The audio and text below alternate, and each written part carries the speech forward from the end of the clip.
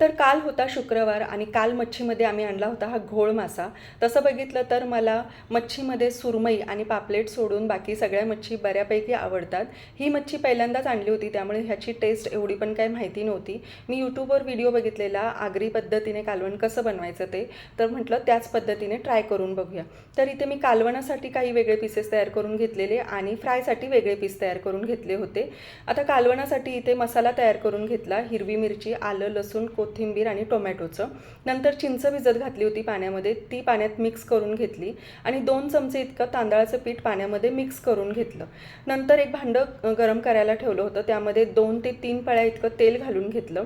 त्यामध्ये हा वाटलेला जो मसाला होता तो टाकला आणि चांगला तेलामध्ये परतवून घेतला. त्यानंतर त्याच्यामध्ये हळद आणि आगरी कोळी मसाला असतो तो आवडीनुसार टाकला. चवीनुसार मीठ टाकलं आणि हा सगळा मसाला तेल सुटेपर्यंत व्यवस्थित परतवून घेतला. नंतर त्यामध्ये चिंच भिजवलेलं पाणी घातलं, ते सुद्धा तेल सुटेपर्यंत व्यवस्थित परतवून घ्यायचं. नंतर सगळे मच्छीचे पीसेस घातले आणि ते सुद्धा मसाल्यामध्ये व्यवस्थित मिक्स करून घेतले. त्यानंतर त्याच्यामध्ये तांदळाचं पीठ भिजवलेलं पाणी घातलं आणि थोडंसं गरम पाणी घालून रस्सा तयार करून घेतला.